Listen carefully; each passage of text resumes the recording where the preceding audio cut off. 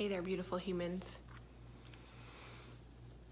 I'm taking a breath here because I have so much that I want to say, and I want it to be accurate, I want it to be articulate, and I want it to be concise enough that you're not going to lose interest, to be quite frank. I know that we all have a very short attention span. So here's the thing. So this morning I was watching the hearings, the testimony of Dr.Ford, and a lot came up, right? A lot came up. The first thing that is most important is that I hope that you were able to watch it. And if you weren't able to watch it, I hope that you're able to find greater pieces of it than what the media is going to provide for you. The headlines, the snippets, the like quick little runners on the bottom of your TV, that's not enough information. It's not enough information.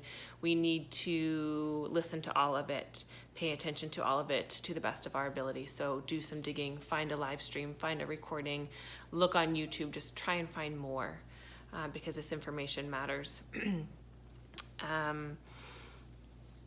In addition to the fact that I was watching it also, and I'm sure this is the case for most of you, it's everywhere on social media right now, right? People's thoughts, our feed is full of insight, opinions, responses to all of it. And one in particular really struck me because I had the exact experience that this woman referenced. Valerie Kaur, I believe is how you say her name. Her last name is spelled Kaur. She posted on Instagram this really articulate piece around how all of us women, although we are watching this, we are also all reliving it. We are feeling it in our bodies again, because I guarantee you there isn't a woman on this planet that hasn't experienced something along the lines of what Dr. Ford was discussing and testifying on this morning. And when I read that from Valerie's post, yes, the answer to that is yes. And that was one of the big things that I took away from this morning when I was watching her answer questions and give her opening statements, was how that was my sister up there. That was my sister up there telling her truth. And I did feel it in my body. And as I was listening to her recount her experiences, I was recounting my own. And the biggest thing that stood out for me was when she talked about how she was able to get out of the house. And the first thing that she thought was, well, he didn't actually rape me, so I probably just need to get over this. And I kind of shook my head and I'm like, yep, that's what we do. That's what we do. And the we that I'm referring to is not just the women that have been at the receiving end of sexual assault and harassment. The we that I'm talking about is every single fucking human on this planet. That's what we do. We think ourselves out of our truth. So while what's going on with Brett Kavanaugh is one of many examples of toxic masculinity in our world, in that moment, with that expression, Dr. Ford was also engaging in toxic masculinity. And what does that mean? Let's step back a little bit and address masculinity and femininity from an elemental standpoint. This isn't about down with men, feminism, pussy hats. This is about none of that. Those are very small-minded, minimal expressions of masculine and feminine energy. That's not what I'm talking about. What I'm talking about is feminine energy is the earth. Feminine energy is density. It's our body. Feminine energy is stillness. Feminine energy is listening. It's receiving, right? This is feminine energy. This is masculine energy in very basic, simple expressions. Feminine energy is the darkness. Feminine energy is when we go in, when we're quiet. Masculine energy is outward. It's expressive. It's direct. It's the sun, whereas the feminine energy is the moon. Masculine energy is the air from an elemental standpoint, whereas feminine energy, again, is the earth, the density. So when we look at it from an elemental perspective,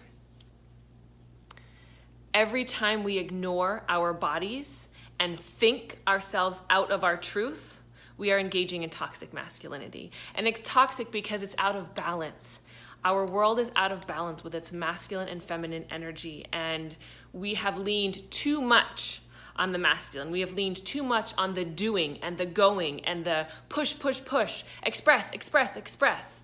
I mean, the mere rapidity, is that a word? I'm just going to say rapidity. The rapid nature with which people just like shoot off at the mouth without actually going in to listen to their intuition, to listen to their body, to maybe take in the information around them before just like spurting it out. That's toxic masculinity. Masculine and feminine energies are meant to be in balance. That doesn't mean 50-50 all the time, but a healthy exchange, a healthy dance, a sort of, medium, an average of where both are actively engaging in their appropriate parts. And when we think ourselves out of our truth, we're engaging in toxic masculinity. When we don't listen to our bodies, we're engaging in toxic masculinity. When we shoot off at the mouth and just react without doing some self-examination, some inner self-examination, we are engaging in toxic masculinity. That's the pervasive stuff of our world. Yes, there are so many ways in which women are underpaid. There are so many ways in which, stories of sexual assault are just rampant everywhere. Those are very gross, and by gross I mean like large, like those are big examples. But ask anyone around you, and even ask yourself, what are the hardest things to change, even in your personal life? Big traumas, those are in your face. Those are, you can't look away, these must be dealt with. The hardest work is the subtle work, the really insidious, almost you're gonna miss it if you're not really paying attention.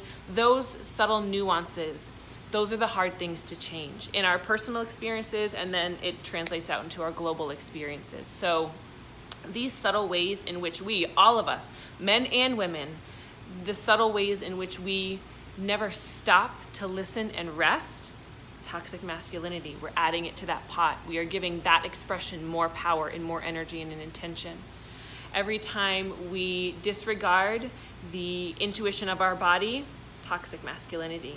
I mean, it's amazing to me when I think about her leaving that house. Her body knew, I got to get out of here. Her body knew. And her body took care of it and got her out of there. But as soon as that opportunity arose, her mind, the air element, the thoughts were swirling around and started taking her right out of her bodily experience, her physical experience. That's not okay. It's not okay for any of us. It's not in balance. It's not sustainable, clearly. And that's not how we heal. We have to go to the pain. We have to listen to our body. And I say this all the time, so if you've heard it before, please forgive me. With the pregnancy of my first child, my midwife told me pain is just your body's way of telling you to do something different. She says it in the context of when contractions are coming, move around, change position, do something different. But that teaching and that message is the same no matter what. If you're in pain, don't run away from it. Turn and look at it. What does it need from me? What is it telling me to do? At a minimum, it's telling you that whatever you're doing is not working. So then the question becomes, well, what do I need to do differently? And before we can do with that external action, we need to go in and do some self-examination, do some inner work. We need to listen to our body, listen to that pain, and ask for the insight that it has to provide us. Because there's insight there. There's incredible wisdom there.